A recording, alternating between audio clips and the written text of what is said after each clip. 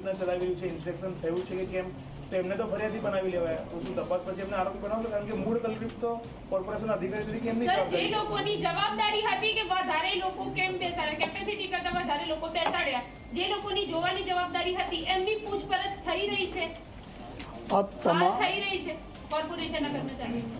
नहीं जे आ रीते हमें बोला कि केटला लोको जो मैनेजमेंट ત્યાં ચલાવતા હતા, કોર્પોરેશનનો શું રોલ હતા, ત્યાં કોણ કરતા હતા, જો એના કરારો થયા છે તમામ ડેટા કલેક્ટ કરીને એના પેપરો લઈને એના જ ઉપર જો અમે કાર્યવાહી કરીએ છીએ અને તમામ ઉપર થશે અને આપને સાથે શેર પણ કરવામાં આવશે તમામ કાર્યવાહી.